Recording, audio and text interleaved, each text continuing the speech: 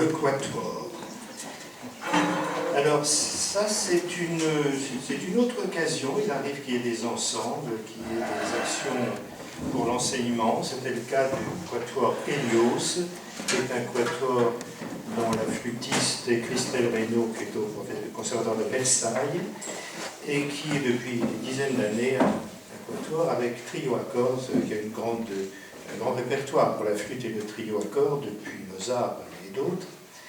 Et elle a commandé beaucoup d'œuvres, moi je lui en ai écrit deux, dont une qui s'appelle Eclipse et que j'ai écrite pendant l'Éclipse de 99, et dans laquelle, bien sûr, on coupe la lumière de minute 24. Voilà.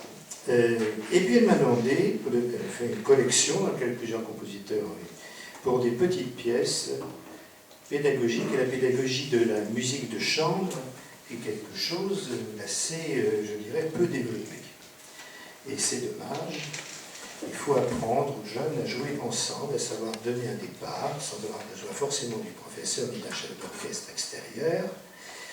Et voilà, on lève la flûte, ça retombe plus ou moins bien selon le geste, il faut bien dire. Archet, pareil.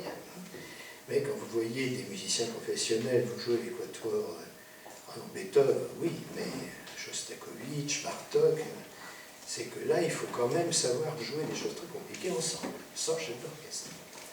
Donc ça, c'est l'art de la musique d'ensemble, quand elle est totalement écrite. Alors, j'ai donc fait deux pièces qui ne sont pas de la même difficulté. La première est plus simple, qui s'appelle BACH.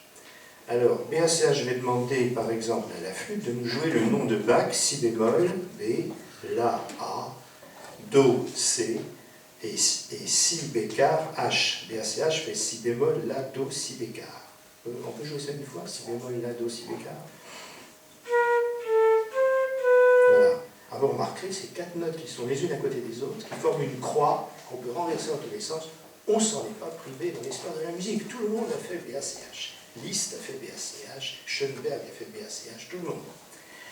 Alors vous entendrez ce BACH transposé dans tous les sens, renversé c'est le même, quasiment, et dans toutes les expressions rythmiques, depuis la cantilène jusqu'à la danse de la Renaissance, tout ce qu'on veut. Voilà. Donc j'ai essayé de faire quelque chose de varié.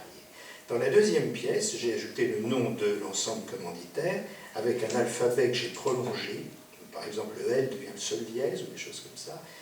Et donc, on a le nom de cet ensemble, et ce nom composé de temps en temps. Il y a aussi des notations avec des mesures et des notations sans mesure, où quelqu'un fait une cadence, il faut le suivre. Alors, tout le monde joue sur la partition de tout le monde. Ça, c'est très important.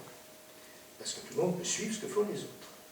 C'est capital dans une expérience de ce genre. Alors, voilà ces deux pièces. N'oubliez pas de vous réaccorder, c'est toujours utile. Il n'y a pas de quart de ton d'accord des instruments. Ils sont tous accordés normalement, voilà. Ça ne veut pas dire qu'il n'y a pas de temps en temps un quart de ton, je crois d'ailleurs, il y en a quelques-uns. Mais on les fait soi-même. Voilà, donc Bach et Bach Hélios, deux petites pièces